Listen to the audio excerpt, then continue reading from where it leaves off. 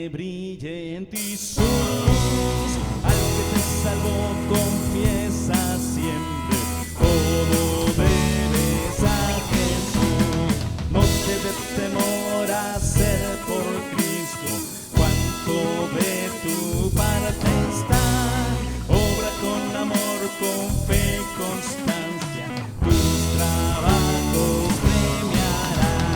No te dé temor, no te dé temor, nunca, nunca, nunca. Es tu amante Salvador, nunca muerte de temor. No te dé temor sufrir por Cristo, los reproches o el dolor. Sufre con amor tus pruebas todas, cual sufrió tu Salvador. No te dé temor, no te dé temor, nunca, nunca, nunca. Es tu amante Salvador, nunca muerte de temor. No te dé temor vivir por Cristo, es la vida que te da. Si tan solo en Él por siempre fiar, Él con bien te sacará. No te dé temor morir por Cristo, ya verdad y vida es Él. Él te llevará con su ternura a su célico vergel. No te dé temor, no te dé temor, nunca, nunca, nunca. Es tu amante Salvador, nunca pues te dé temor. No te dé temor, no te dé temor, nunca, nunca, nunca. Es tu amante Salvador, nunca pues te dé temor. Es tu amante Salvador, nunca pues te dé temor. Es tu amante Salvador, nunca pues te dé temor.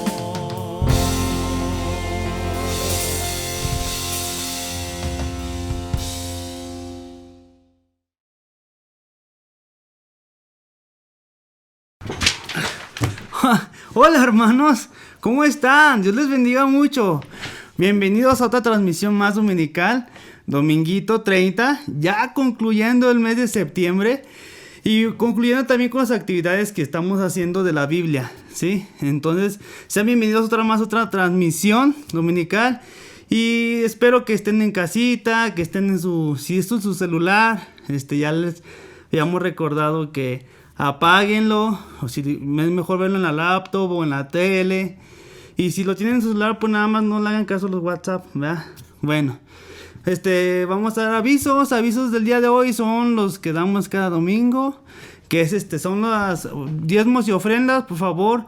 Gracias por ser fieles, hermanos. Gracias por hacer llegar sus diezmos y ofrendas. Si aún no lo hacen llegar, que nazca en su corazón el sacrificio, el agradecimiento de dar, ¿sí? a la iglesia, y tener en mente lo que es el significado de diezmo y de ofrenda. Si no lo saben, hay que tomar el curso 3 y ya ahí viene para que ustedes se aclaren sus ideas. Bueno, eso es por parte de ofrendas y diezmos. Y ahora vamos con maestros. Gracias por poner atención a lo que dicen los que envían los maestros, las transmisiones que hacen los maestros, los videos que hacen para los párvulos, las clases que manda para los primarios, para los secundarios, todo lo que están enviando de tareas. Gracias a los padres por estar con sus hijos, y a los jóvenes que ya son más grandes, gracias por hacer caso y porque lo estamos continuando. No hay que dejarlo, porque eso también es tarea espiritual, por así decirlo.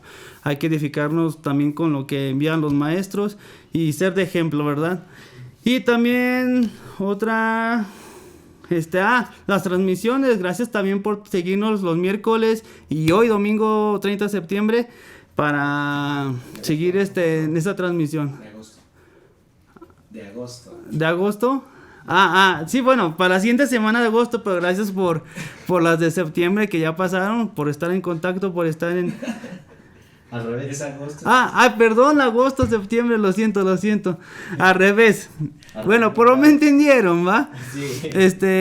Y ya con el siguiente mes de agosto, ya... Digo, perdón, de septiembre, con el siguiente mes de septiembre, ya abusados con lo que manden aquí el Jonathan y el Gabriel, de transmisiones los miércoles, los dominicales, todo eso. Hay que estar atentos y no dejar de verlos y poner mucha atención, ¿verdad? Bueno, dejando de lado esta trabadera y todo esto, vamos a continuar con el último test bíblico del día de hoy, que ya se termina agosto. Entonces vamos a concluir con la semana de la Biblia. ¿Y qué les parece? ¿Les gustó mucho? Sí. A lo mejor lo que estamos haciendo o no, o qué les parece, pero todos tenemos otro test preparado y último test bíblico para ustedes. Yeah. Se llama el test de adivina quién soy. Este test va a constar de 15 preguntas, las cuales van a tener 10 segundos para contestar. Y ustedes van a adivinar qué personajes de la Biblia. ¿Están listos? Espero que estén listos con su hoja de máquina, ya con del 1 al 15, que les mandé con anticipación para que ustedes llenaran. Y nada más van a poner la pura respuesta del nombre del personaje bíblico. ¿Sí? ¿Estamos listos? ¿Preparados? Sí. Ya acuérdense de autoevaluarse al final, ¿sí? Bueno, vamos con la primera pregunta o adivinanza. Sí, vamos a leerla. Dos amigos se amaron como nunca. Aunque uno murió, la amistad no se perdió. ¿Quiénes somos? Tienen 10 segundos. A ver, adivinen. Caín y Abel. Jacob y Esaú. Muy bien, se acabó el tiempo y la respuesta correcta es David y Jonathan. Una amistad estrechísima que tenían y muy buena. Entonces lo pueden encontrar en 1 Samuel 18:1, ¿sí? Bueno, ahí va la primera. Vamos con la segunda adivinanza. Y dice así: no era un sueño ni tampoco pesadilla. Este rey pasto comió y en 4 patas caminó. Solo porque a Dios no obedeció. ¿Quién fue? No era un sueño ni tampoco pesadilla. Este rey pasto comió y en 4 patas caminó. Solo porque Dios no obedeció. ¿Quién fue? El rey Salomón. Y se acabó el tiempo. La respuesta correcta es el rey Nabucodonosor, que está en Daniel 4 del 28 al 37. Si gustan leerlo, ahí viene. Está muy entretenido, ¿ah? Sí. A lo mejor muchos no la atinaron, a lo mejor sí, pocos, bueno, pero... Bueno, vamos con la tercera adivinanza, y dice así: en la horca que él la preparó, en ella misma la muerte encontró. ¿Quién fue? Tienen 10 segundos. Eso suena más como de noviembre, una calavera, ¿no? No es calavera, es una adivinanza. Judas ahorcó, ¿no? Judas ahorcó. Judas ahorcó. La respuesta correcta fue Amán. Se encuentra en Esther 7 del 1 al 10. Si no escribieron nada, no sean malos, o sea, no hagan trampa. Sí. No escuchen la respuesta y ya se la pongan bien, no. Bueno, adivinanza 4, vamos con la 4. Y dice así: caminé con Dios. De repente desaparecí. ¿Puedes decir quién soy? ¿Quién será? Pues puede ser el rey David, Pablo, Felipe, ¿no? Pedro caminó con él en el agua. Felipe fue también. Enoch. Y la respuesta correcta fue Enoch. Enoch en Génesis 5:24. Ahí está Enoch. Muy bien, Jonathan latino. Bueno, vamos con la adivinanza número 5 de 15. Entonces tienen aún mucho chance de poder tener buena calificación. Y dice así: soy martillo que golpeó, Soy espada que traspasó. Soy lámpara que ilumina el camino del necesitado. ¿Quién soy? Esta está más o menos fácil, ¿eh? Es personaje de la Biblia. Y se acabó el tiempo. La respuesta correcta es la Biblia. Se encuentra en Salmo 119, 105. Si gustan ahí copiar las citas. La hermana Nena, usted sí la copia. La otra vez que mandó su test vi que andaba copiando todas las citas. Entonces se prisa en anotar la cita. Bueno, adivinanza número 6. Vamos con la 6. Y dice así: fui hombre importante entre los fariseos. Vine a Jesús de noche manifestándole mis deseos. ¿Quién soy? Fariseos, pues Caifás. ¿Un fariseo quién fue? Miguel. Miguel y Pablo también eran fariseos. A ver, y se acabó el tiempo. Y la respuesta correcta es Nicodemo, que está en Juan 3:2. Oh. Vamos con la adivinanza número 7. Y dice así: 7 bandidos a mí me mortificaban, pero después de encontrarme con el maestro, qué bien estaba. ¿Quién soy? ¿El buen samaritano? Así está un poco más difícil. Ahí sí me manché. Alibaba. Alibaba. Y la respuesta correcta es María Magdalena. Se encuentra en Lucas 8:2. Ahí de los 7 bandidos, bueno, aquí le pusieron bandidos, eran los 7 demonios que ella la andaba mortificando. Muy listos. Oh. Adivinanza número 8. Mi imaginación.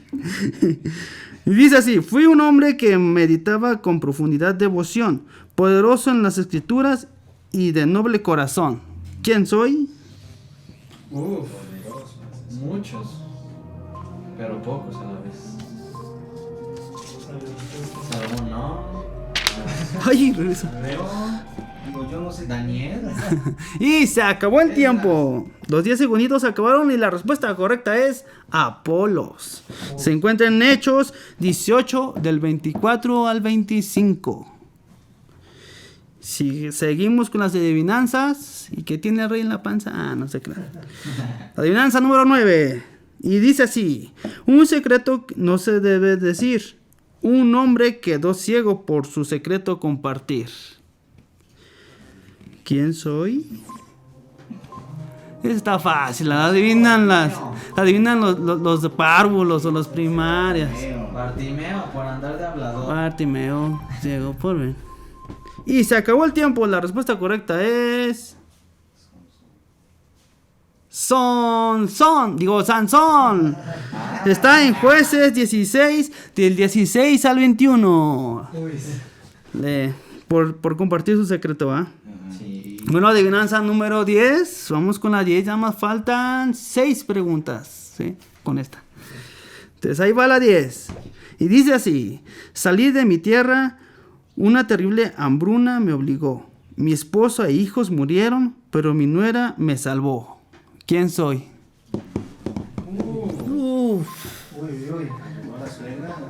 Diría Jorge, ¿verdad? Uf. Habladura, ¿quién la podrá soportar? A ver, vamos. ¿Quién es? ¿Se acuerdan de la nuera? Y se acabó el tiempo. La respuesta correcta es Noemí. Lo encuentran en el libro de Ruth. Noemí. Muy bien. Vamos con las últimas 5. Espero que hayan llenado sus respuestas y que espero ver puras palomitas. La semana pasada nada más enviaron poco sus hojas en fotografía de respuestas. A lo mejor no les dio pena, no sé, no hay que imaginar nada, ¿va? A lo mejor no los hicieron, a lo mejor nada más dijeron, a lo mejor es como cuando ves 100 mexicanos dijeron, y que no se andan diciendo hay respuestas nada más, me imagino yo. Pero si ojalá pudieran compartir sus respuestas, nadie de nosotros vamos a reír, nadie vamos a juzgar ni criticar, porque simplemente es una dinámica bíblica que O sea, es muy difícil a lo mejor adivinar. Entonces, vamos con la siguiente pregunta. Envíen sus fotos o sus respuestas. Vamos con la 11. Y dice así. Jesús un nombre le dio. Y algunas veces fuerte lo amonestó. Y 3,000 almas se salvaron cuando un sermón predicó. ¿Quién fue? Corre y se va con los segundos. Segundos. Tal vez Mateo. A todos los caminos. Ya mero se acabó el tiempo y se acabó el tiempo. La respuesta correcta es Pedro. Pedro fue aquel que Jesús le dio el nombre y demás. Lo encuentras en Mateo 16, del 18 al 19 y en Hechos 2:41. Ahí puedes compartir y ver tus respuestas y sirve que te pones a leer, ¿no? Y investigar más estos personajes bíblicos. Hasta sacar clases, no sé, a lo mejor algo, ¿eh? Bueno, adivinanza número 12. Y dice así. Sin conocer a mi esposo, acepté casarme con él. Un largo viaje realicé y 2 hijos engendré. ¿Quién soy? 10 segundos. 10 segundos. La reina de Egipto. 10 segundos. La abuelita de quién? La abuelita de... Y se acabó el tiempo. La respuesta correcta es Rebeca. Rebeca en Génesis 24 y 25 del 19 al 26. Ahí se encuentra la respuesta y toda esa historia. Están muy padres las historias. Ni para qué. Bueno, adivinanza número 13. Y dice así. Una prenda provocó que en un pozo yo acabara. No sé cómo pasó que en Egipto me encontrara.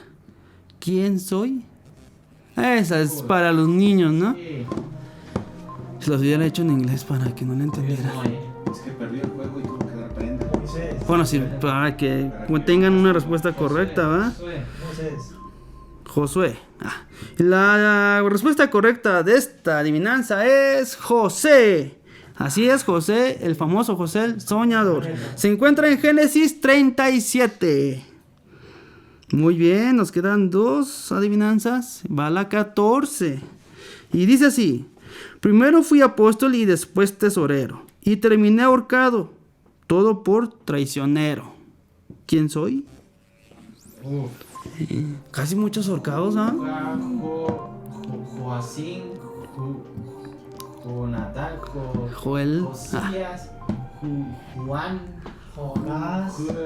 Y la respuesta correcta es Judas. Se encuentra en Mateo 27 del 3 al 5. Va. Y vamos con la última adivinanza. Esta adivinanza la quise dejar hasta el último. Adivinanza de oro.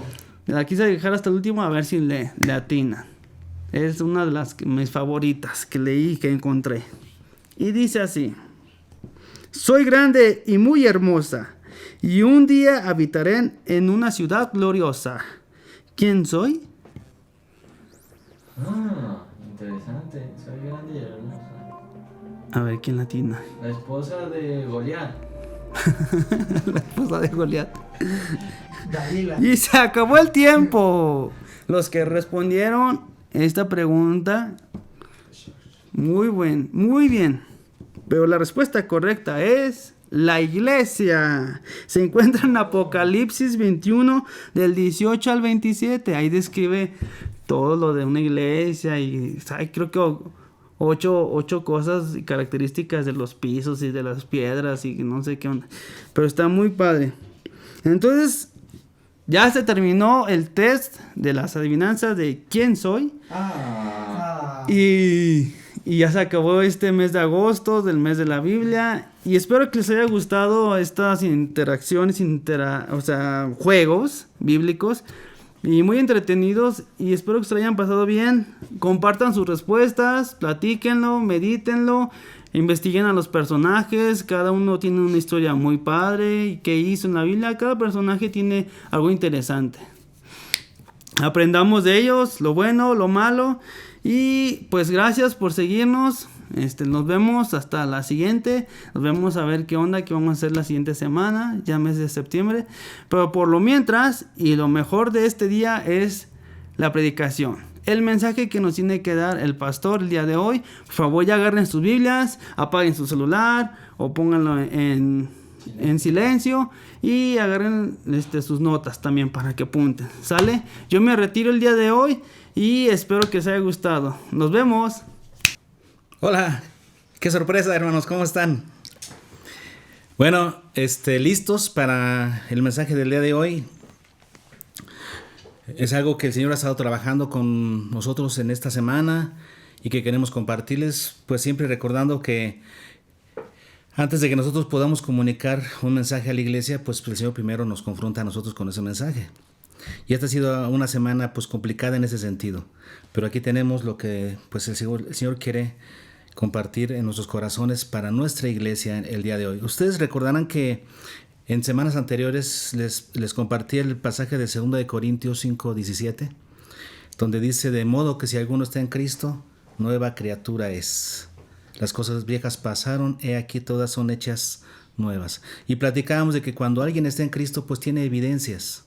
Y las evidencias de que uno está en Cristo, pues son un cambio completo en nuestro ser, un cambio que va de adentro hacia afuera. Y entonces cuando uno cambia hacia adentro, ¿qué sucede? Pues comienzan a cambiar las cosas a su alrededor, comenzando por sus relaciones interpersonales. Uno comienza a mejorar sus relaciones interpersonales. Nuestra vocación comienza a cambiar también, porque de tener una vocación totalmente mundana, ahora tenemos una vocación celestial. Queremos servir al Señor de acuerdo a su ministerio. ¿Se acuerdan de eso? Entonces es lo que estábamos viendo. Y ahora el Señor me fue llevando en esta semana para compartir acerca de esto, la prueba de la fe. Justamente esta es una prueba de fe. Cuando alguien está en Cristo, es nueva criatura. No hay de otra. Si alguno está en Cristo, es nueva criatura y todas las cosas son nuevas. El Señor experimenta un cambio dentro de nosotros, un cambio tremendo que nos hace amar las cosas espirituales y aborrecer las cosas de la carne. Antes amábamos las cosas malas, la corrupción, la carnalidad, ahora las aborrecemos. ¿Qué sucedió en nosotros? Un cambio tremendo obrado por el Espíritu Santo, de tal manera que justamente se da ese cambio de adentro hacia afuera. Ahora, sin embargo, uno lo puede predicar, pues yo lo prediqué justamente, y sin embargo notamos, después voy a predicarles de estos un poquito más adelante, pero notamos que a veces entra como en saco roto la enseñanza, que no se capta la situación. ¿Y por qué, hermanos? Porque no se hace un examen personal de esto.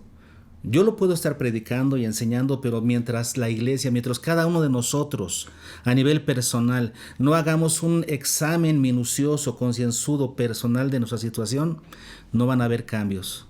Y por eso quiero compartirles esto en esta ocasión. Vamos, por favor, en nuestras Biblias, ahí en 2 de Corintios, pero vámonos al capítulo 13. 2 de Corintios, capítulo 13.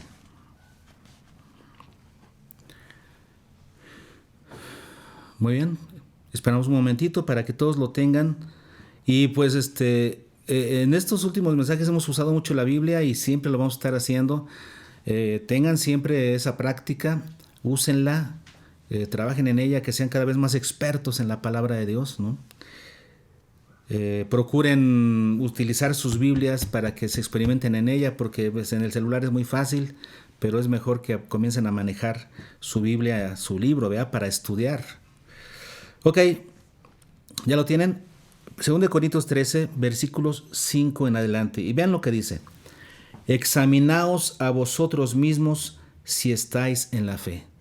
Pablo le está diciendo a la iglesia de Corinto. Examínense a ustedes mismos para que sepan si están en la fe o no.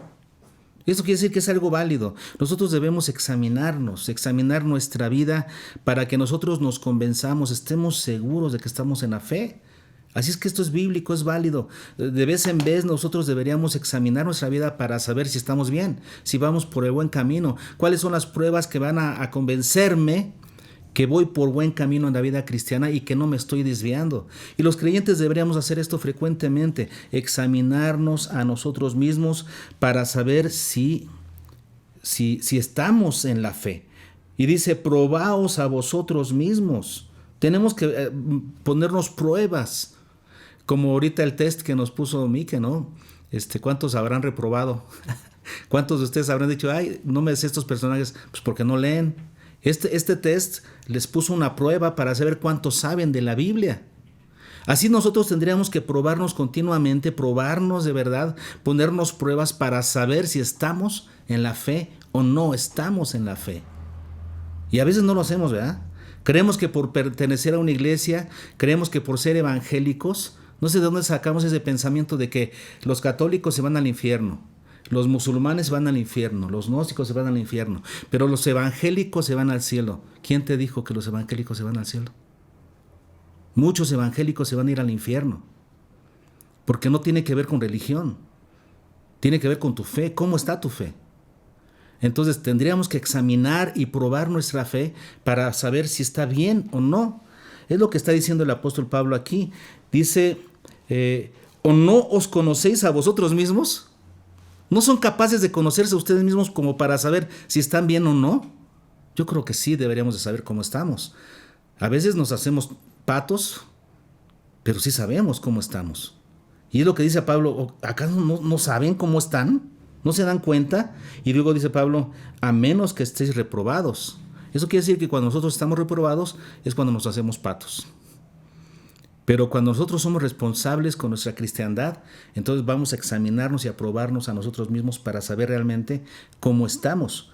Y sigue diciendo, mas espero que conoceréis que nosotros no estamos reprobados. Lloramos a Dios que ninguna cosa mala hagáis, no para que nosotros aparezcamos aprobados, sino para que vosotros hagáis lo bueno, aunque nosotros seamos como reprobados. Pero vean el versículo 8, porque nada podemos contra la verdad, sino por la verdad.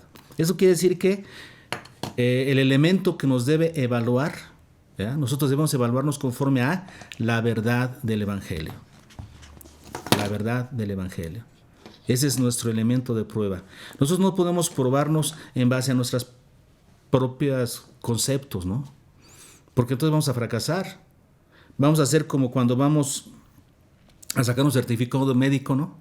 Nos piden certificado médico en la escuela o en un trabajo y vamos a cualquier lugar y le decimos, necesito un certificado médico. Sí, ahorita te lo hago. ¿Sabes cuánto pesas? Pues más o menos esto. ¿Y cuánto mides? Más o menos esto. ¿Tienes alguna enfermedad? No, no. Ok, ahí está tu certificado. El doctor no te auscultó para nada, no te tomó la presión, no te hizo nada. Te hizo preguntas a ti a ver cómo te sentías. Y a veces así somos nosotros. Cuando nos probamos, decimos, pues yo creo que estoy bien. No, pero no lo sabes. Porque el elemento de prueba no eres tú, no eres lo que tú pienses, no es lo que tú sientas. Es lo que dice la Biblia. El elemento de prueba es la verdad. Y dice Pablo, porque nosotros no podemos hacer nada contra la verdad. Nos topamos con pared. Este es el elemento de prueba. No puedes hacer nada contra la verdad. Dice aquí, sino por la verdad. Así es que lo único que nosotros podemos hacer es seguir la verdad para saber que estamos bien, para saber que estamos en la fe. Así es que tenemos que probar nuestras vidas y es lo que vamos a hacer en este momento. En esta enseñanza vamos a irnos por varios pasajes bíblicos para que pongamos a prueba nuestra fe. Y ustedes allí en su libreta van a estar anotando aquellas áreas en las que son débiles, en las que están flacos en la fe, aquellas áreas en las que deben reforzarse, aquellas áreas en las que deben cambiar. Algunos de ustedes dirán, bueno, aquí veo que estoy reprobado, pero que tengo esperanza, que hay cosas que estoy haciendo mal, pero que puedo mejorar, que a lo mejor estoy flojeando en la fe, pero puedo seguir adelante. Sin embargo, estoy en la fe, pero puedo estar mejor. Algunos van a calificarse así, en base a la verdad. Pero otros seguramente van a decir, estoy totalmente reprobado. Es más, parece que no soy cristiano. Creía que era cristiano, pero estas pruebas me dicen que no soy cristiano. Algo hay que hacer. Porque para eso es este examen, para eso es esta prueba, para que tú determinas con toda precisión si eres cristiano o no y qué clase de cristiano eres. Porque Dios quiere que seas un buen cristiano. Un cristiano carnal es un cristiano tibio que Dios vomitará de su boca. No puedes ser tibio. Entonces tienes que determinar bien qué clase de cristiano eres para dar los pasos para mejorar. O si lo eres o no. Bueno, está bien. Vamos a estudiar varios pasajes bíblicos, simplemente a leer, a comentar, y ustedes van a evaluarse y van a escribir cómo están en cada una de esas áreas. De eso se trata la enseñanza del día de hoy. Vámonos a 1 de Pedro 4. 1 de Pedro 4. Y en los versículos del 1 al 5, vamos a comenzar a leer desde el 1. Dice: puesto que Cristo ha padecido por nosotros en la carne, Cristo murió, ¿verdad? Vosotros también armaos del mismo pensamiento, o sea, de padecer, de aprender a padecer por causa de Cristo. Y luego dice: pues quien ha padecido en la carne, o sea, Cristo, terminó con el pecado. Cristo terminó con el pecado, con las consecuencias del pecado en nuestras vidas. ¿Ok? Entonces, ¿cuál es la conclusión? ¿Cuál es la consecuencia? Dice el versículo 2: para no vivir el tiempo que resta en la carne. Si Cristo ya venció el pecado, ¿para qué es? Para que tú y yo ya no tengamos que vivir el tiempo que resta en esta vida en la carne, en los deseos de la carne. Ya no lo tenemos que hacer. Dice: conforme a las concupiscencias de los hombres, o sea, conforme a ellas, amoldados a las concupiscencias, quiere decir a las debilidades humanas. Nosotros que estamos en Cristo ya tenemos al Espíritu Santo viviendo dentro de nosotros. Podemos rechazar el pecado. Ya no tenemos que vivir, dice aquí, para que ya no tengan que vivir, dice aquí el apóstol Pedro, conforme, o sea, de acuerdo, amoldados a las debilidades de los hombres, a las debilidades carnales. Ya no tenemos por qué hacerlo. Ya no tendríamos por qué hacerlo. Dice: sino conforme a la voluntad de Dios. Una prueba entonces contundente de si estás en la fe, si estás en Cristo, es que tú, como dice aquí, vives conforme a la voluntad de Dios y no conforme a las debilidades de los hombres. ¿Cómo calificas tu vida? Si tuvieran que pasar tu vida por un video, ahora que hay realities, ¿no? Y hay personajes que pues las cámaras los siguen a todos lados a donde van y están grabando su vida completa. Las cámaras lo siguen hasta el baño y graban todo lo que la persona hace. Si estuvieran haciendo un reality de tu vida, ¿cómo calificaría la gente tu vida? ¿Como una persona que está en Cristo o como una persona que vive de acuerdo a sus concupiscencias, a las concupiscencias de los hombres? Qué tremendo, ¿verdad? Califícate. Porque si estás en Cristo, tú ya no vives en esas concupiscencias, en esas debilidades humanas, sino ahora vives para hacer la voluntad de Dios. Es lo que dice aquí. ¿Qué sigue diciendo? Baste ya el tiempo pasado para haber hecho lo que agrada a los gentiles. Ya basta. Eso pasaba antes de Cristo. Ahora que conociste a Cristo, ya basta de eso. Andando en las lascivias, concupiscencias, embriagueces, orgías, disipación y abominaciones, abominables idolatrías. A estos, dice, les parece cosa extraña, o sea, a estas personas que se dejan llevar por sus debilidades humanas, les parece cosa extraña que nosotros no corramos con ellos en el mismo desenfreno de disolución y nos ultrajan, nos quieren hacer daño, nos quieren hacer burla. Para ellos es algo que no entienden cómo es que nosotros no corremos en el mismo desenfreno que ellos. Pero es que nosotros tenemos algo diferente. Aquí tendrías que hacer un test de tu vida. Si tú corres en ese mismo desenfreno que ellos, a ellos no les extraña tu vida. Si ellos dicen, corre junto con nosotros, hacen las mismas cosas que nosotros. No hay ninguna diferencia. No les extraña. Les debería extrañar. Tu estilo de vida debería extrañarles a las personas que conviven contigo. Tendría que decir, qué extraño vive esta persona. No hace nada de lo que a nosotros nos gusta. Sí, nosotros no vivimos de acuerdo a las debilidades humanas. Esa es una prueba contundente. Y el versículo dice, pero ellos darán cuenta al que está preparado para juzgar a los vivos y a los muertos. Así es. Entonces, hermanos, nosotros ya no vivimos en el desenfreno de disolución de los otros. Tenemos al Espíritu Santo y entonces no practicamos el pecado, no nos gusta el pecado. Ya no disfrutamos esa situación que disfrutábamos en otra vida o que disfrutan las personas que no conocen a Cristo. Ahí está la primera prueba. Vámonos ahora a Gálatas, porque en Gálatas 5, versículos 19 al 21, tenemos las llamadas obras de la carne. que son hábitos pecaminosos. Tiene que ver con esas concupiscencias, ¿no?, desenfrenadas en las que viven las personas que no conocen a Cristo. Estas son cosas que ninguna de ellas deberían de dominar la vida del creyente, ninguna de ellas.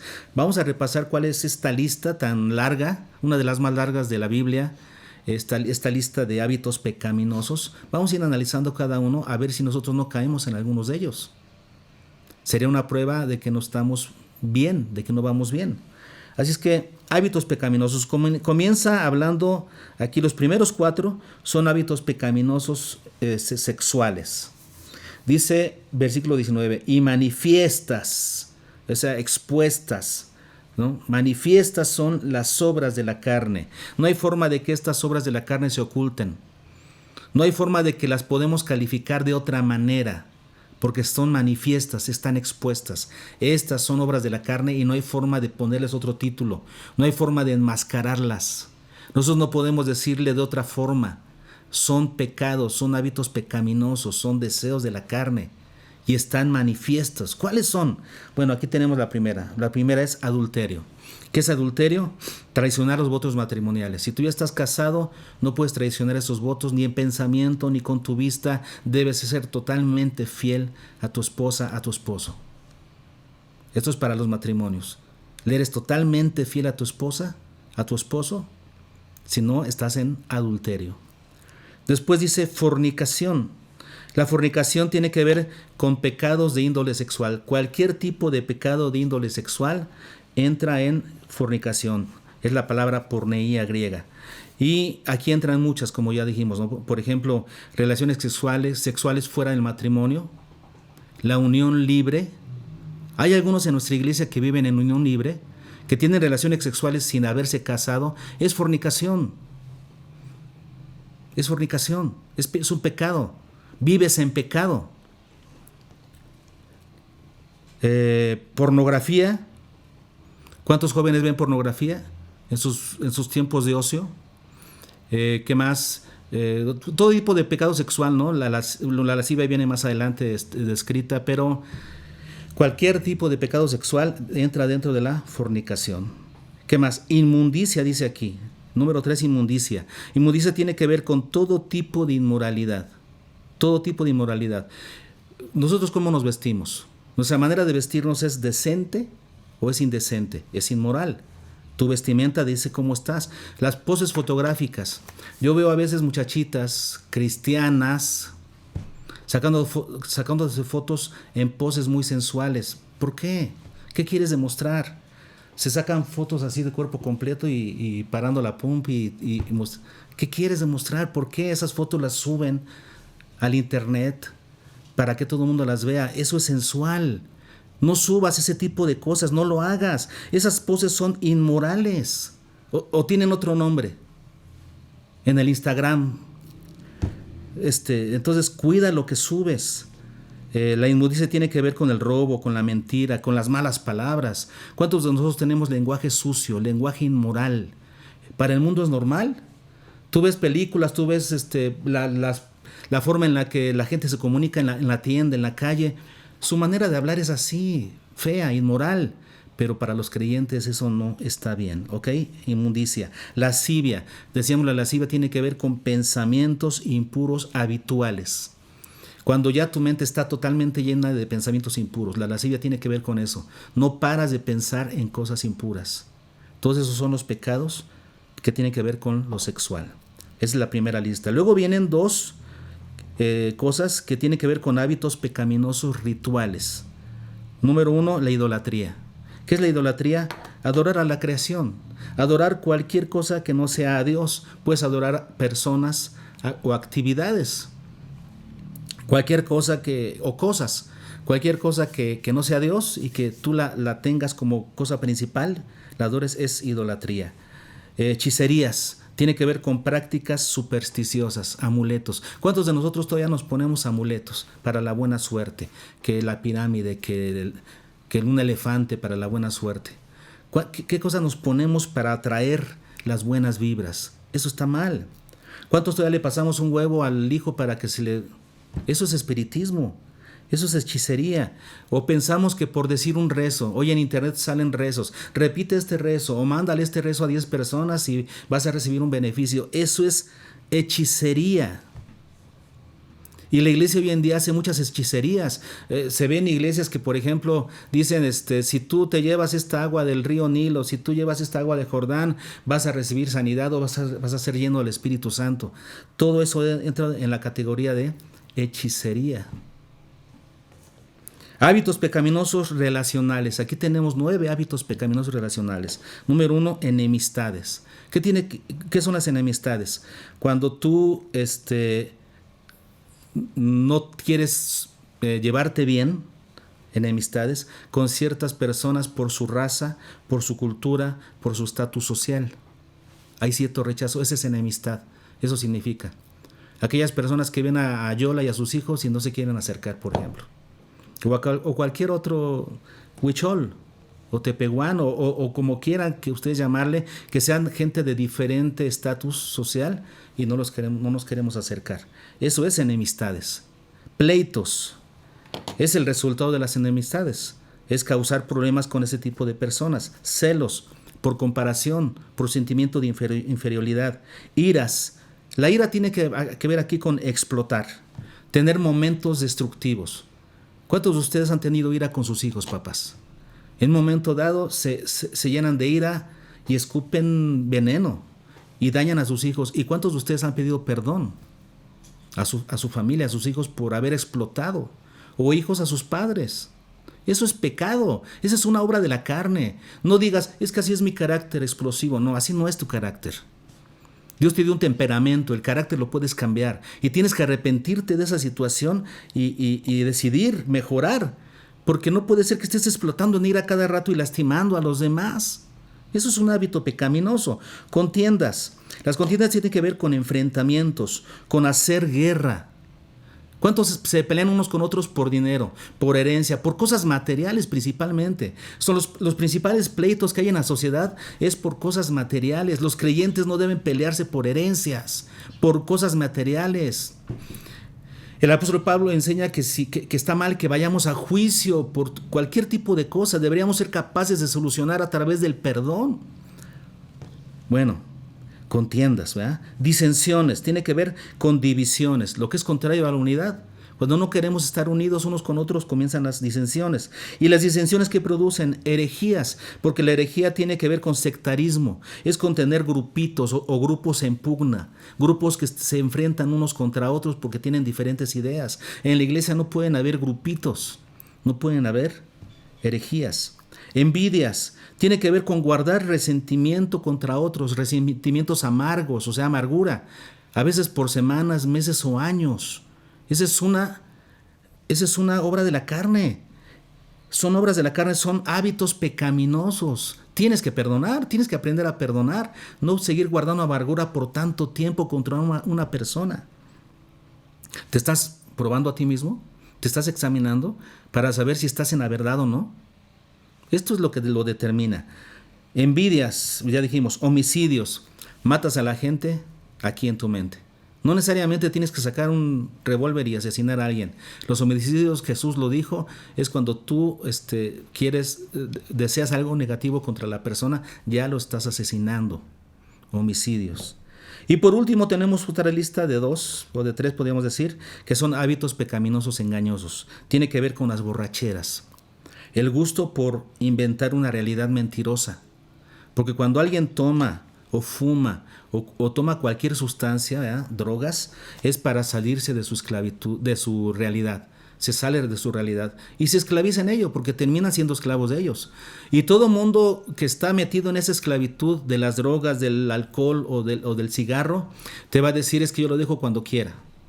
Todo el mundo lo va a decir, pero ¿por qué no lo dejan? ¿Por qué no honran a Dios con sus cuerpos? ¿Por qué no dejan de meterse cosas que dañan su integridad y que además es de mal testimonio para los demás? Porque esto no es un buen testimonio. Entonces, si aquellos que se dicen cristianos y siguen siendo esclavos del vicio, del alcohol, del cigarro, yo diría, oye, ten cuidado, no te digas cristiano mejor. Vence eso, tienes que hacerlo por amor a Cristo. Orgías. ¿Qué son las orgías?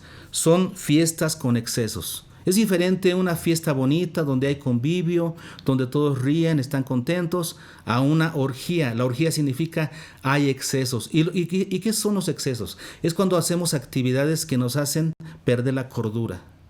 Actividades que nos hacen perder la objetividad. Por ejemplo, los bailes, las canciones mundanas que ya son acompañadas, por ejemplo, con vicio, se vuelven un desastre. A mí me da mucha tristeza escuchar cristianos en el internet, jóvenes o adultos, como sea, cristianos cantando canciones mundanas con tanto fervor como si se las cantaran a Dios. O sea, bueno, Dios me desearía que cantáramos así, con ese entusiasmo, ese tipo de canciones. Padres, ¿qué estamos haciendo? ¿Por qué no discipulamos a nuestros hijos? ¿Por qué no les compramos música cristiana? Que dejamos que estén escuchando música del mundo y que la canten con tanto fervor o que la bailen. Yo estoy en contra de eso.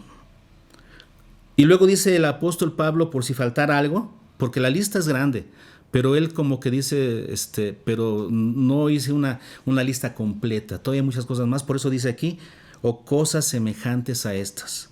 ¿De qué está hablando aquí Pablo? Cualquier cosa que contradiga el testimonio cristiano es una obra de la carne. El noviazgo mixto. ¿Cuántos jóvenes están en noviazgo ahorita con personas no cristianas? De tus hijos, papá. Y no quiero decir aquí que el Espíritu Santo me lo reveló. No, eso sería falso. Yo lo sé porque lo veo. Son noticias que llegan, son cosas que vemos en la red. No me lo reveló el Espíritu Santo. Soy el pastor de esta iglesia y lo sé. Sé cosas que están pasando. Así es que no es por revelación del Espíritu, es porque lo sé. Y tú puedes decir, papá, entonces me estás aludiendo. Sí, te lo estoy diciendo a ti. Seas joven o adolescente o padre. ¿Qué está pasando? ¿Dónde está tu fe? Que rechaces esto que el Señor dice, porque el Señor dice, no te unas en yugo desigual y tú lo estás permitiendo, Padre. Y tú, muchacho, lo estás aceptando en tu vida a sabiendas de que no te va a ir bien, porque no conozco persona alguna, una sola persona, que después de haber desobedecido a Dios le vaya bien. No conozco a ninguno. Esos comentarios que a veces hacemos en Facebook que están fuera de lugar, que no tienen nada de cristiano, que suene más bien a dolor de corazón, como corazón roto. Entonces, ¿dónde está tu cristianismo? ¿Por qué hablas de un corazón roto si Cristo está ahí? ¿Dónde está el Espíritu Santo gobernando esta vida que habla de ese tipo de cosas? No lo puedo entender.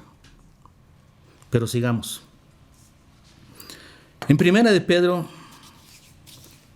4:12. Regresamos a Pedro.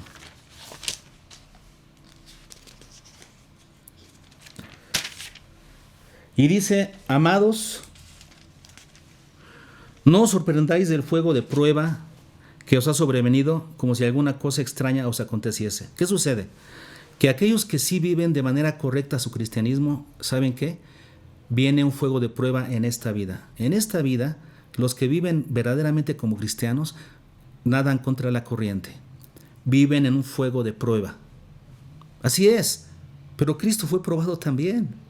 De eso se trata. Y sigamos leyendo. Como si alguna cosa extraña os aconteciese. No es extraño que un creyente sufra en este mundo persecución o burlas por causa de vivir correctamente. Eso no es extraño. Dice, sino gozaos por cuanto sois participantes de los padecimientos de Cristo. Cuando se burlan de ti por causa de tener una conducta cristocéntrica, entonces gózate.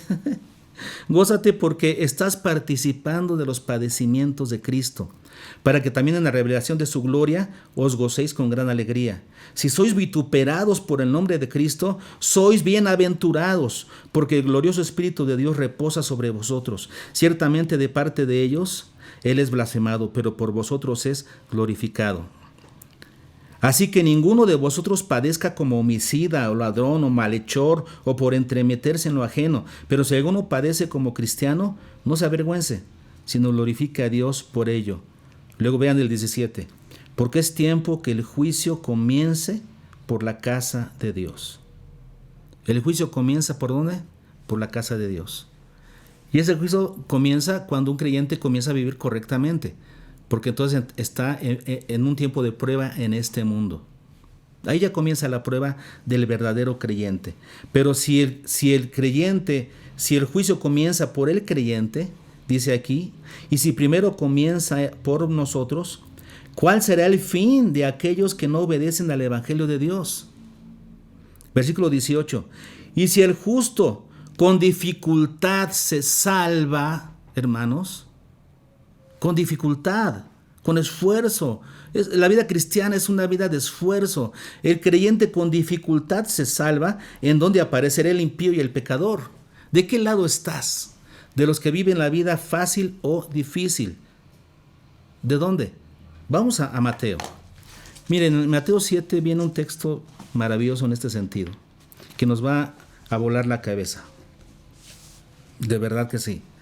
En Mateo 7, y comenzamos a estudiar desde el versículo 13 en adelante. Vamos a leer primero los versículos 13 y 14.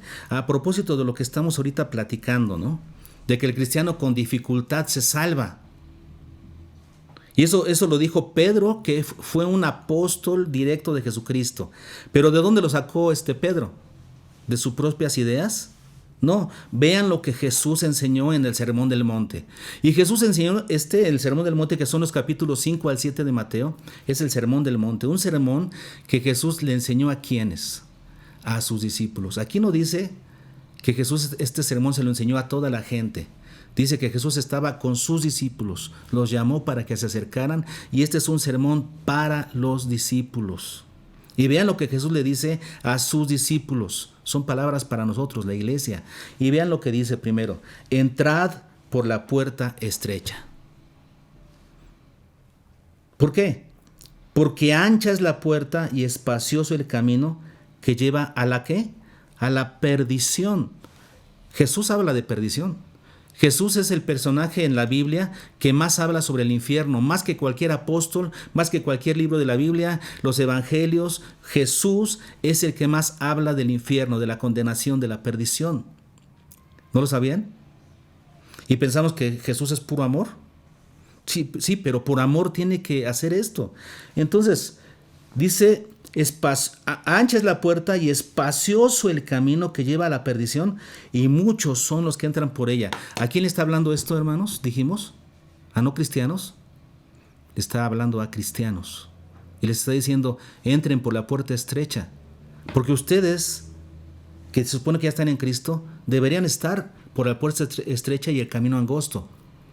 ¿Por qué? Porque la puerta ancha y el camino espacioso representa el camino de la perdición. Y aquí tendríamos que evaluarnos. Si yo en la vida cristiana, la vida cristiana la trato de vivir fácil, relajado, tranquilo, no pasa nada, ¿qué te está diciendo? ¿En qué camino estás? ¿En el camino estrecho o en el camino espacioso? ¿Te quieres llevar la vida cristiana ahí calmada, tranquilo? Eso te dice que no estás en el camino correcto. Eso quiere decir que querías tomar el camino a Zacatecas y vas a Fresnillo. Y no estás haciendo caso a las señales. Porque en vez de pasar Morelos y La Aguja, ya pasaste la Corona y Enrique Estrada. ¿No te das cuenta? ¿No te das cuenta de en qué camino estás? Examínate, dice el apóstol Pablo en Corintios. Examínate y prueba para saber dónde estás.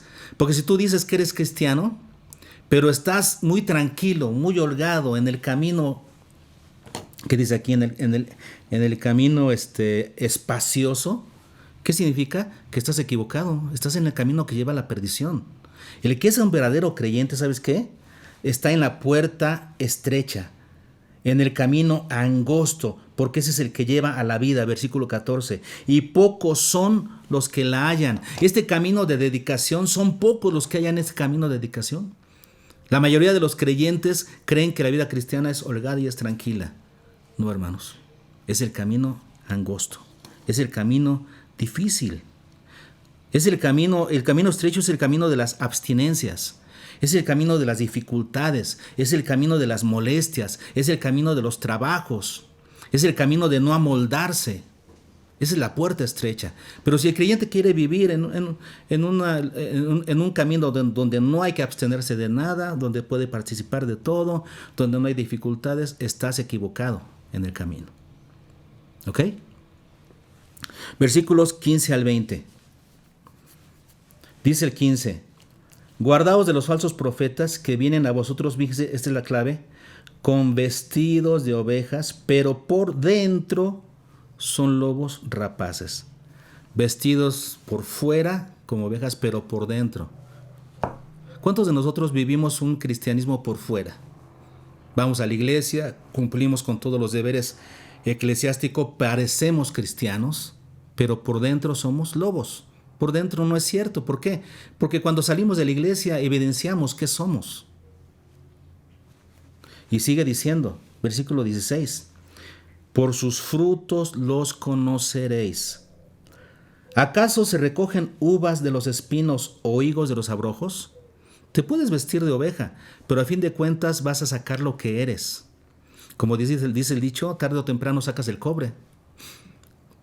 Se piensa que era oro, pero en la primera despostillada, ¡ay no! Era cobre.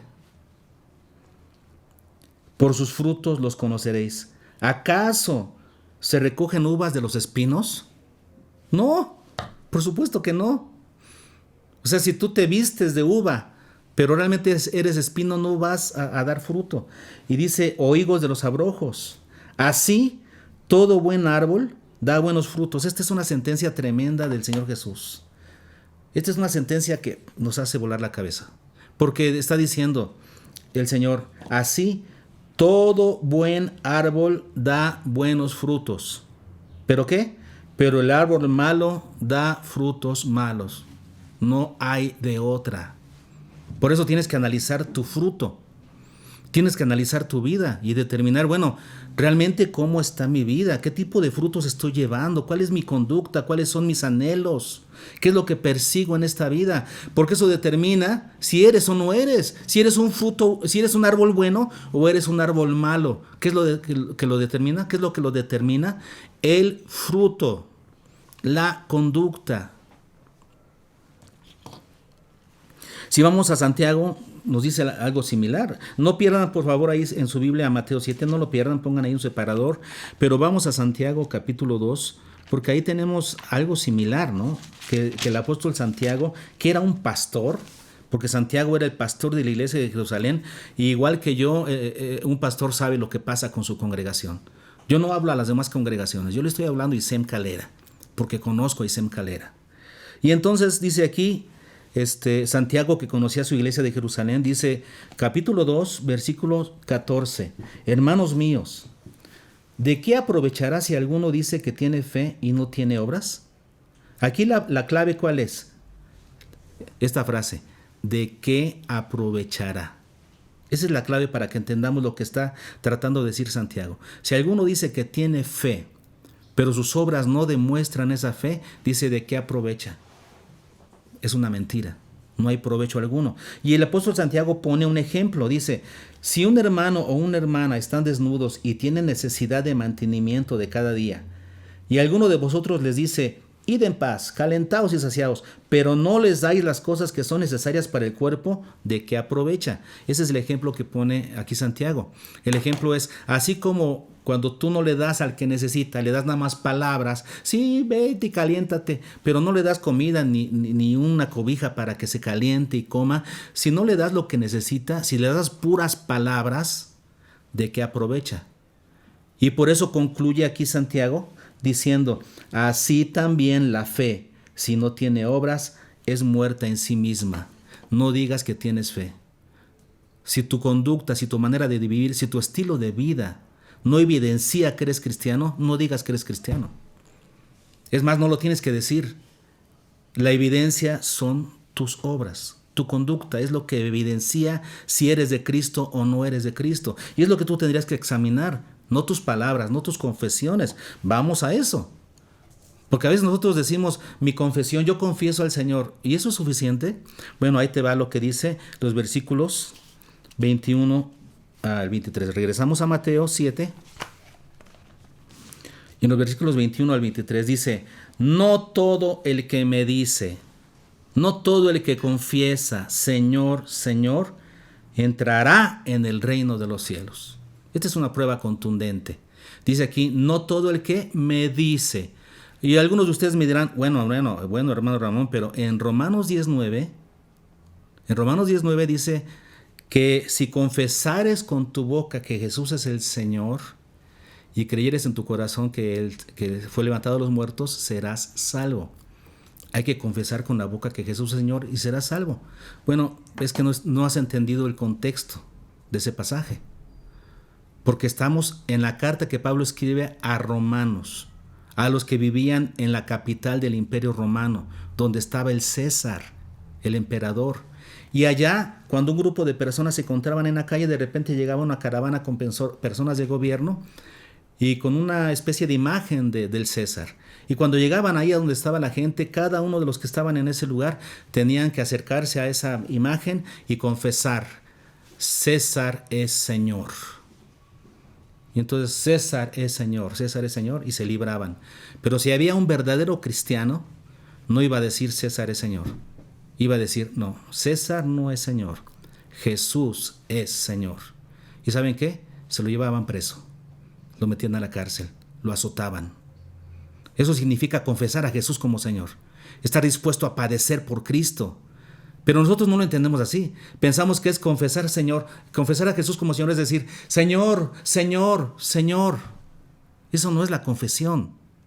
Aquí dice Mateo, no todo el que me dice, Señor, Señor, entrará al reino de los cielos. No es por tu confesión. Y aquí lo aclara perfectamente porque dice, sino el que hace la voluntad de mi Padre que está en los cielos.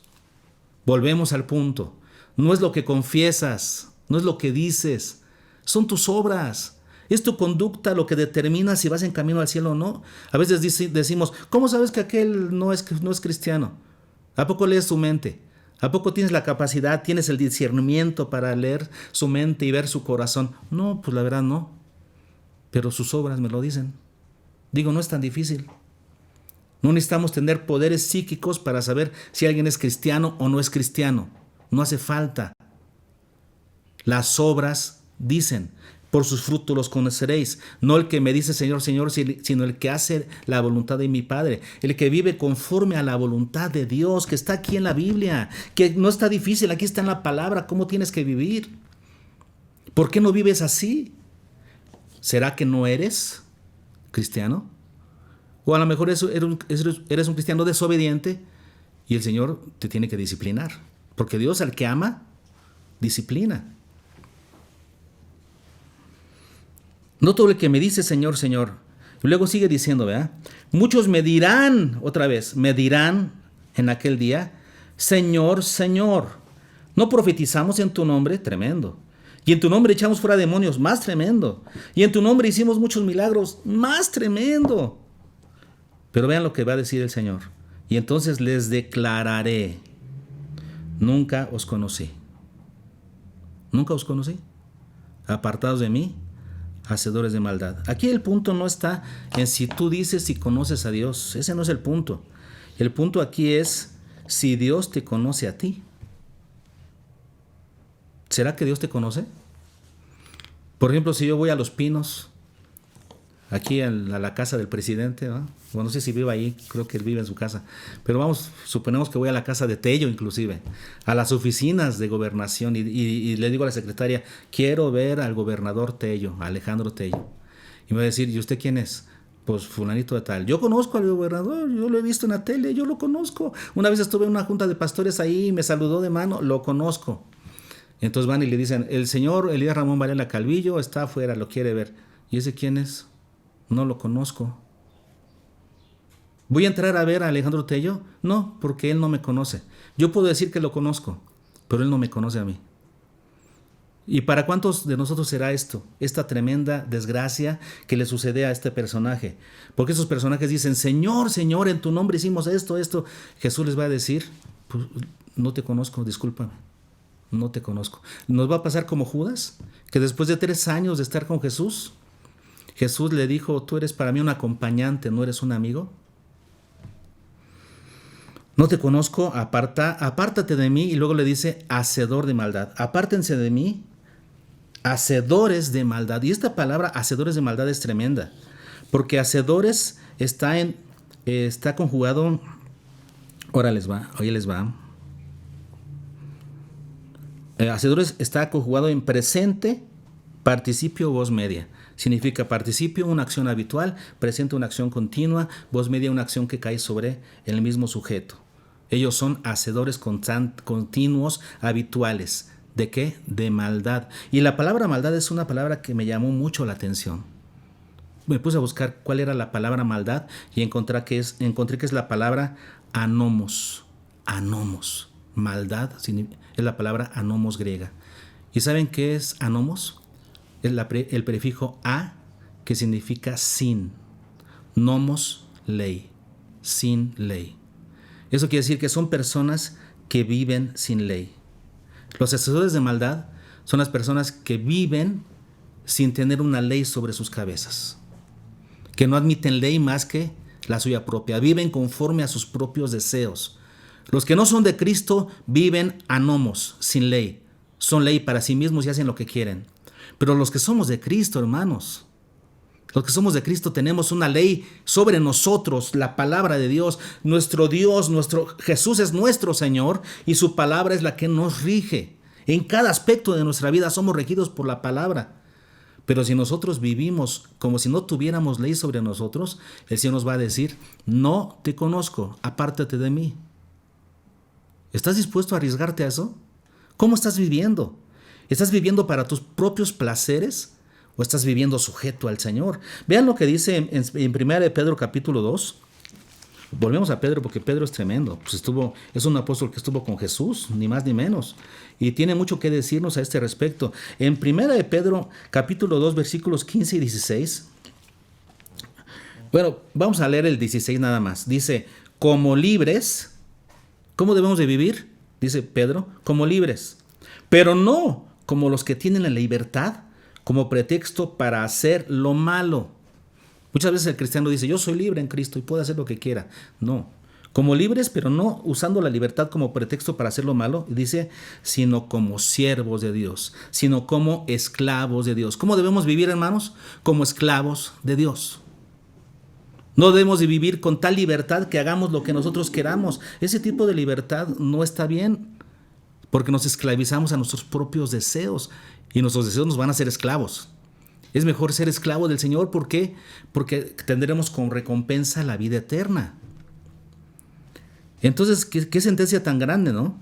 A los que no entran, a los que están por la puerta ancha y el camino espacioso se van a la perdición. Los que llevan malos frutos se van al fuego, son cortados y echados al fuego.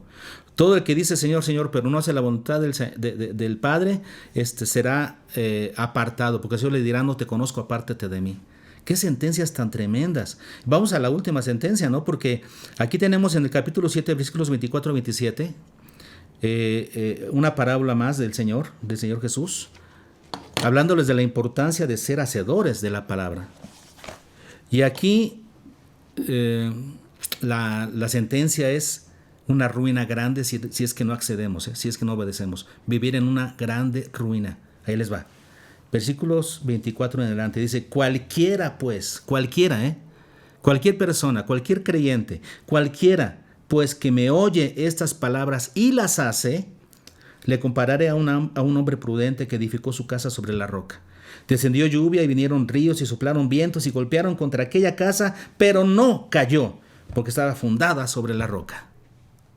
Pero cualquiera que me oye estas palabras y no las hace, Dios no tiene hijos favoritos, Cualquiera, seas líder o seas congregante, seas quien sea, cualquiera que me oye estas palabras y no las hace, le compararé a un hombre insensato, tonto, que edificó su casa sobre la arena. Y descendió lluvia, vinieron ríos y soplaron vientos y dieron con ímpetu, porque así son las pruebas, dan con ímpetu contra aquella casa. ¿Y qué sucedió? Cayó y fue grande su ruina. ¿Cómo está tu vida? A veces decimos, es que mi vida, ¿por qué Dios es tan malo? Es que Dios no es malo. Es que ciegas lo que siembras. Si tu vida la estás sembrando con desobediencia, Porque el Señor te habla sus palabras. Tú las oyes, pero no las haces. Tu vida va a estar en grande ruina, no lo dudes. Pero si tú sí las haces, entonces tu vida va a estar fortalecida, tu fe estará firme. Vamos a un pasaje más, antes de concluir, ¿les parece bien? Un pasaje más para ver las pruebas de la fe. Nos vamos a Primera de Juan, porque ahí tenemos es un libro justamente escrito para probar la fe. Porque Juan escribió este libro para probar a los predicadores gnósticos, para que la iglesia aprendiera a probar a los predicadores gnósticos y para que la iglesia misma se probara a ver si estaba en la fe o no, para ver cuántos de ellos ya habían sido contagiados por el gnosticismo. Esta es una carta para probar la fe, toda ella. Así es que si ustedes la leen toda, van a probar su fe de veras. Pero vean lo que dice 1 Juan capítulo 5, versículo 13. A propósito de lo que les estoy diciendo ahorita, ¿va? 1 Juan 5, 13, y dice, estas cosas os he escrito. ¿Cuáles cosas? Esta carta de 1 Juan. Todo lo que está en 1 Juan desde el capítulo 1 hasta el 5, todas estas cosas os he escrito a vosotros que creéis en el nombre del Hijo de Dios. ¿Para quién es esta carta? Para creyentes. Esta carta es para los que creen en el nombre del Hijo de Dios. Y luego dice ¿qué? Para que sepáis que tenéis vida eterna. Eso quiere decir, a través de esta carta hay varias pruebas mediante las cuales tú vas a poder saber si tienes vida eterna o no, si estás en el verdadero camino o no. Esta es una carta especial para probar tu fe, y aquí lo dice Juan, justamente al final de su carta dice, estas cosas están escritas para que sepas si tienes vida eterna, para que creas de veras en el Hijo de Dios, para que sepas que tu fe realmente es firme. No vamos a leer toda la carta porque sería mucho, eso se los deja de tarea, pero vamos a ver solamente dos detallitos, ¿les parece bien? Dos detallitos que están en el capítulo 1. Son pruebas contundentes. Versículo 6. Si decimos que tenemos comunión con Él y andamos en tinieblas, otra vez lo mismo, ¿no? Dice, si decimos, tú puedes decir que tienes comunión con Dios. Una ocasión estuve pues hace poco en un sepelio donde había un joven que se había alejado del evangelio y estamos enterrando a un familiar. Cuando terminó todo me acerqué a él, lo abracé, estaba muy indiferente y le dije, oye, acércate a Dios. ¿Y saben qué me dijo? Él me dijo, me lo confesó, nunca me he alejado de Dios. Pero si está en las drogas, pero si vende droga, pero si está metido en cosas terribles, ¿cómo que él nunca se ha alejado de Dios? Una cosa es lo que dices, una cosa es lo que confiesas y otra cosa es la que tus hechos dicen. Así como él, todos nosotros debemos probarnos, porque dice aquí Juan, si decimos, del dicho al hecho hay mucho trecho. Si decimos que tenemos comunión con Dios, con Él, pero andamos en tinieblas, hermanos, mentimos y no practicamos la verdad. O sea, estamos mintiendo. Es una mentira, una vil mentira. Así es que, fíjense nada más, tú dices que estás en luz, porque el que está en comunión con el Señor está en luz. Tú dices que tienes comunión con Dios y que estás en la luz, pero la verdad es que tus hechos, tu conducta, nos dice que estás en tinieblas. Otra prueba más, la última. Versículos 8 y 9. Dice, otra vez, si decimos, otra vez, nosotros podemos decir, no, yo no tengo pecado, yo estoy bien, yo no peco.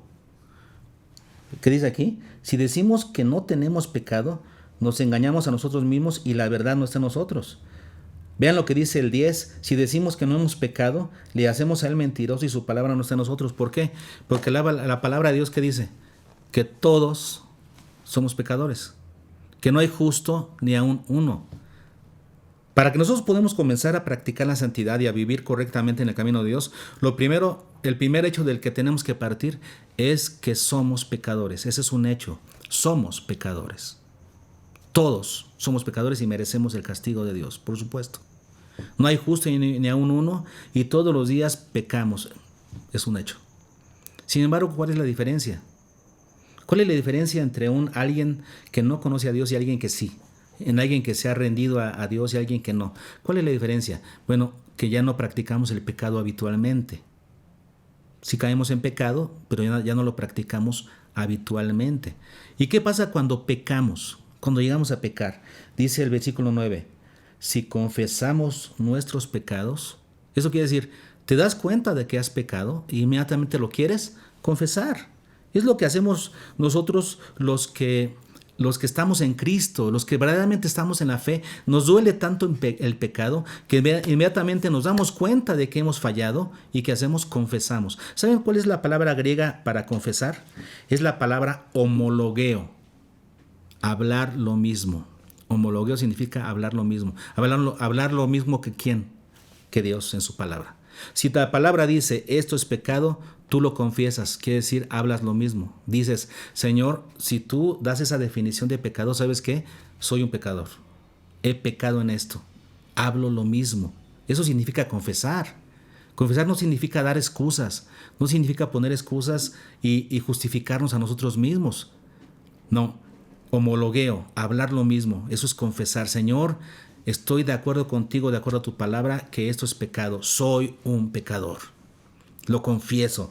Y ahora, ¿qué tenemos que hacer? Confesamos nuestros pecados. Él es fiel y justo para perdonarnos nuestros pecados y limpiarnos de toda maldad. Y restauramos la relación.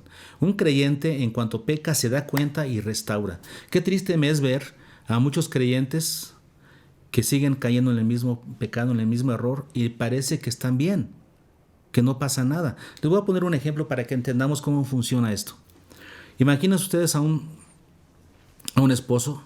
Una vez escuché este ejemplo del hermano Paul Washer y me gustó. Un esposo que sale de su casa temprano, ya está apurado porque se le hace tarde para ir a trabajar. Apenas le da tiempo de rasurarse, de ponerse la corbata, ya se va corriendo y la esposa le grita, mi amor, saca la basura. Ahora, ya que vas para afuera, saca la basura, por favor. ¿Qué no ves que llevo prisa?, le grita al esposo. No, es que ya estoy atrasado, sácala tú. No me molestes. Y el hombre se sale enojado, agarra su carro, se va, rechina las llantas y se va. Y en el camino va pensando, se lo merece. ¿Que no ve que estoy ocupado? ¿Que no ve que llevo prisa? Le di su regañada, se lo merece. El hombre se va justificando a sí mismo. Esa es la característica de alguien que no tiene a Cristo. Ahora vamos a esta otra escena.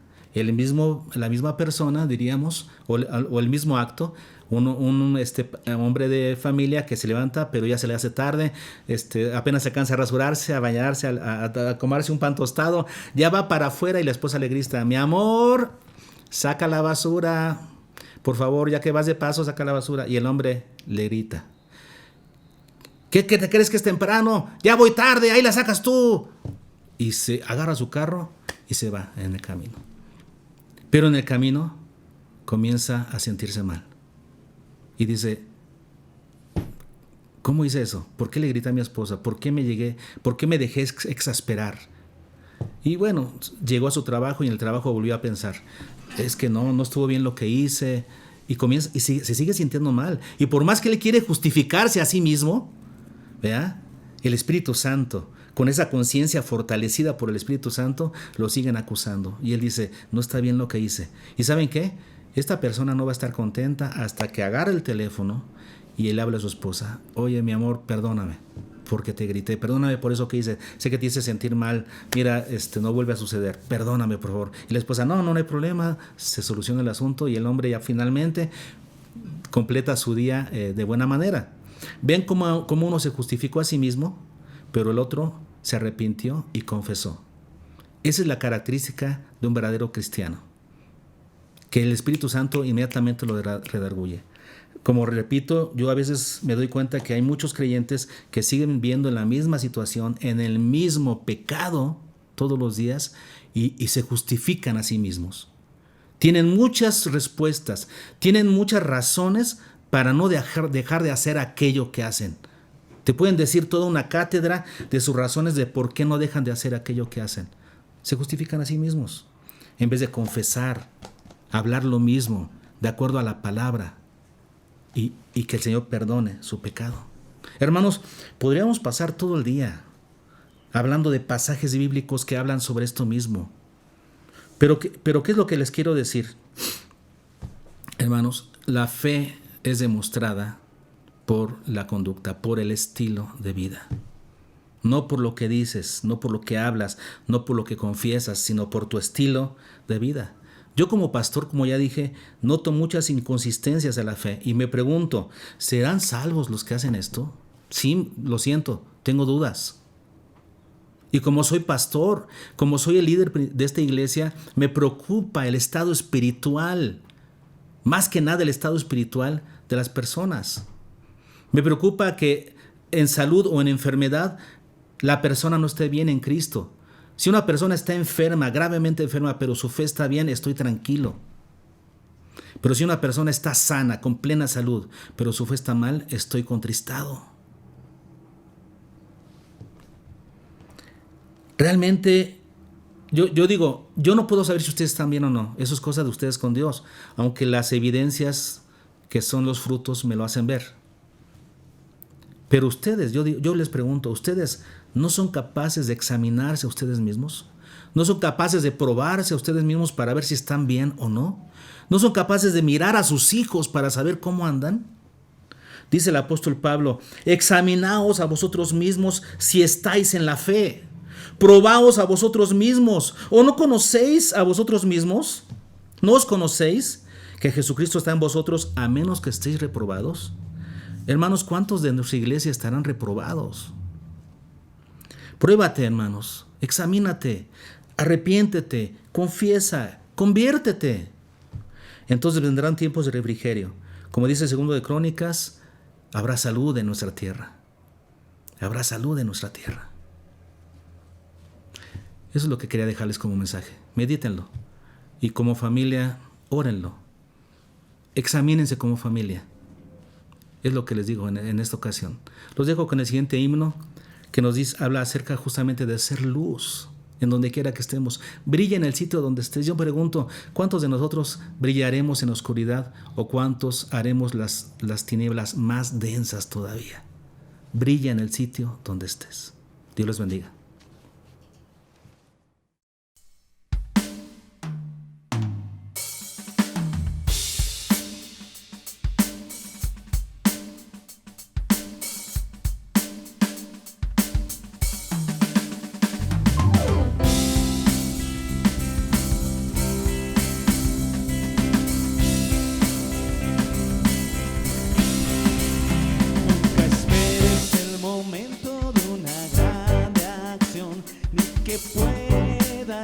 Sin tu luz, de la vida los pequeños actos de atención, brilla en el sitio donde estés,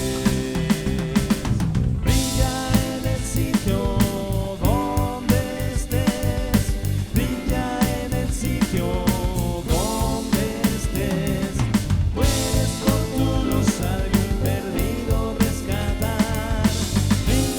En el sitio